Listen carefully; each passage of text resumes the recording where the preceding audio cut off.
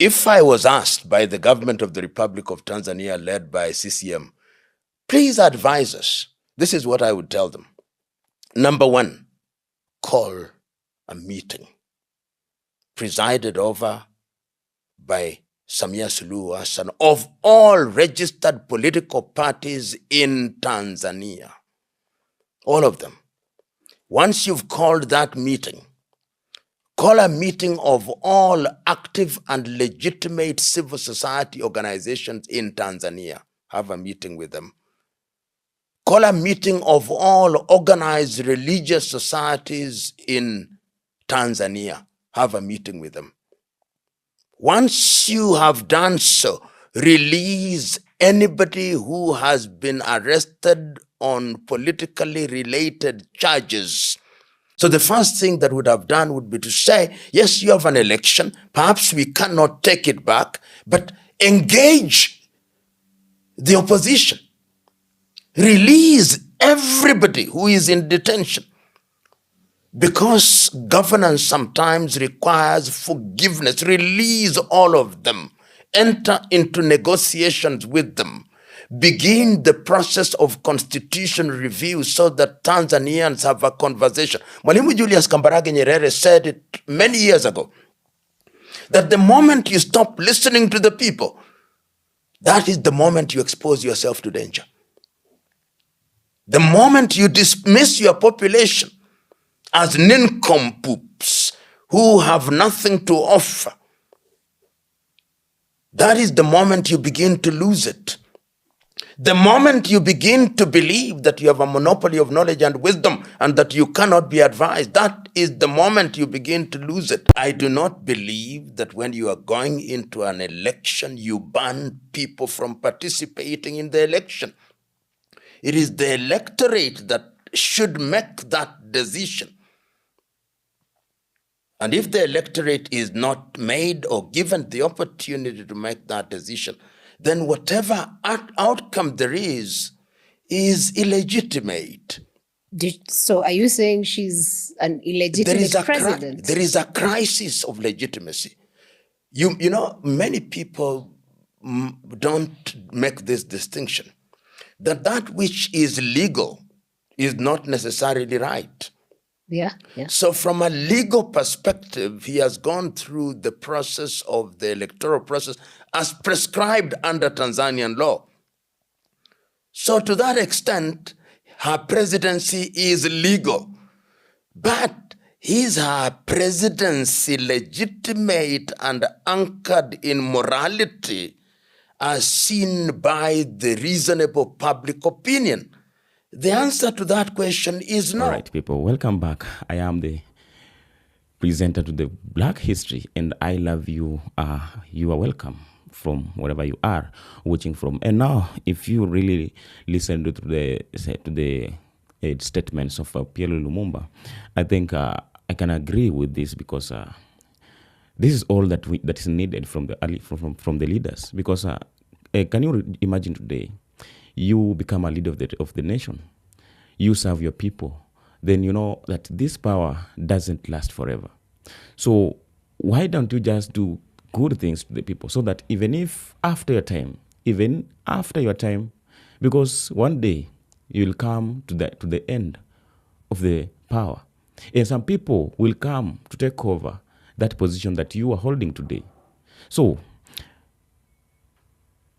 what if people will always come to celebrate your victory, your governance? You leave a legacy that the entire generation will always be coming to celebrate, saying that once upon a time we had a leader. He stood with his people. He transformed the government. He bring all these changes. And the entire governance will always be coming and following the footstep, saying that,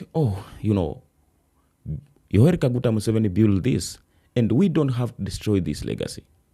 Samia Suluhu did this, and we don't have to go against. Just like the people always speak about Mwalimu Julius Kambarage Nyerere, that Nyerere fought for this freedom. So we don't have to play with it. People speak about Kwame Nkrumah, as he was talking about the unity of the black people. We always come generation after generation to speak about that legacy. We had many like Malcolm X, like Patrice Lumumba, who are only fighting for the interest of the people, the building of Africa, Africa's nation, the uniting of African and black people across the world. So these are the legacies, because it is said that the history will always remember the best leaders. The history will never forget good leaders. That's why even up to date, some of us were never lived under the regimes of these great leaders that I'm trying to mention. But today we are coming to speak about them just as if it was just yesterday.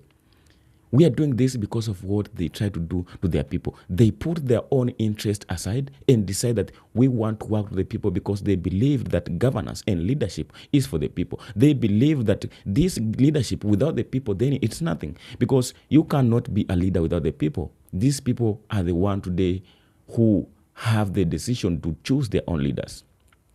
These people are the reasons to why you are there as the leader, because without the people, whom are you going to lead? Whom are you going to present? That's the thing that African leaders have to put in their mind before they start to cause all this chaos, all these killings and all this crisis that is always there to destroy African countries. Now, just like Pierre Lumumba has said, Professor, that leadership sometimes requires a lot. Leadership sometimes requires forgiveness. Leadership is always about competition, but not self-reliance. Because today, as what happened in the country of Tanzania, that was not a leadership. That was not a governance. Because you cannot go to vie for the seat of the power when you have no powerful opponent. You must have someone who you are fighting against, fighting politically, so that the people can have the choice to choose between the 2, 3, 4, or 5 and get their best decision from the 5 or 4. So maybe, just like PLO has said, that maybe even if all these other contestants, including the chief opposition leader Tundu Lissu, would have been in that position, maybe Samia would have still won the election, because Samia has already taken over the cities. The people already know him compared to other aspirants who are only maybe known from the villages and other places. But because of what she tried to show the people, so this brought out a different perspective, that this a woman feared some people, and he feared that she feared that if she allows them to come and contest, then she can lose. So this already brought some tension to the people. That's why today the people are not ready to allow and accept that this lady was supposed to win this election. So today, just like PLO has said, this is a bitter truth, because if you are a leader, as PLO has said, that it's better you work with oppositions and everyone who is opposing you. And when you today, you both come together and decide that we want to work together, then automatically you are going to bring the change in the country. Because when you are a leader and you are having a strong opposition, this can help the best governance in the country. Because sometimes the country's official leaders commit some things that even the president is not aware. The president is not responsible for everything and every mess and loss that happened in the country, because sometimes we have some corrupt leaders, and these corrupt leaders, not all of them, president is aware of them. Some president don't know about their status, but because of the opposition side and opposition leaders, this can bring a change which can make the president to know everything that is happening across the country, because they will be coming to monitor everyone according as how he or she is performing to his region or his position, and this will bring an impact. This will bring a solution to the country. So working with the opposition is not a problem, because oppositions and the presidents, these people are not enemies. They are only they only differentiate maybe with ideologies, but they are not enemies.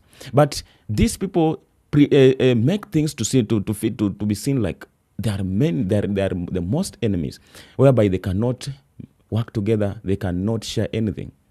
And this is what is killing African countries. Because once someone has has come to the power, he starts to feel like now he's the only final say. You are not the final say. The people that you are representing are the final say. Those are the people who wake up in the morning to go and make the decision of putting you to that position. These are the people who are working hard to build the economy of the country so that the government and the entire regime can get their salaries and everything they're getting to the country. These are the people today who are the boss. You are the servant. But now it happened other way around, whereby now the politicians feel like they're the boss and the people are their servants. And this is what the mentality of the people and the politicians, which is making people or things not to go as how it's supposed to be going in African countries. Just like Professor Pielo has said, that if you're a president, it's better to listen to every voice. Once you start to assume the voices of the people, that's when you will start to lose everything. Because these people that you are ignoring today, they're the people who are on the ground, who knows everything that is going on. These are the people who know every leader and how he or she is performing. These are the people who can only give you the factuals as how the governance and leadership is going in your country. But now, this time, instead of these leaders listening to their people, they silence them. They take them out of the way, because they feel like these people, when they come out to speak, it's like a threat to them. They don't want to listen. Instead of listening to them, they silence them. They lock them away. They unalive them. This is what has been always happening. So the country of Tanzania is the country that has been used to be known as the country for the most peaceful country. But this peace has already been destroyed. And it's very hard for the country once had the peace to be restored. It is very hard, because at this time, people are already living in fear. People have already lost their hope, have already lost their faith to their leaders and their government. So today it's very hard for them, for the government to come and these leaders to come and convince them, try to prove to them that we are going to do the best, we are going to deliver, we are going to listen to you, because they have already tried to justify to them that this is who we are. So sometimes it's better to listen to the words of the great people, because these are the people who see the future, But these kind of words, our leaders cannot listen to them, because our leaders are not ready to be advised, because they feel like they're the people who knows everything. And this is the great mess and the mistake they're doing, because once you are not able to listen to the advice, then it means that you are destroying everything and you are destroying yourself. So I will not take much of a time.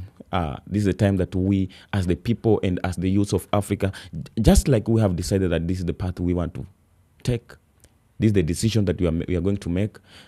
This is just one of the way to liberation, because liberation requires a lot of sacrifice. For us today to speak, to come out and speak, this freedom that we are having, there are some people who paid their own life to make this happen. There are some people who contributed, who fought so hard for this to happen today. For this freedom that our people and the African leaders today are fighting with, it cost some people's life. So it is very annoying to see the life of the people that was taken away because of this freedom that we are having. Some people coming who never knew how it came in, and they're just playing with it, gambling with the life of the people. It is very annoying. So this is a time, as we have just started to do this, we are not going to end soon, because even if today we say that we want to retreat, then this means that we are only having the loss, because the damage has been already created. The damage has been already created. And now it's our responsibility to make sure that all the damage that has been created, it will come with a price. And the price is by we standing up and fighting for our rights, fighting for the justice, and reclaiming our dignity.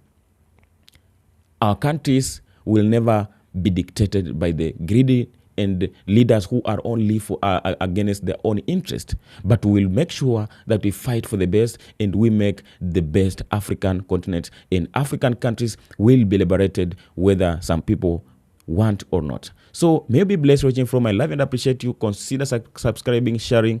Let's meet on the comment section, and let me have you on the next episode as we continue spreading positivity across Africa. Be blessed.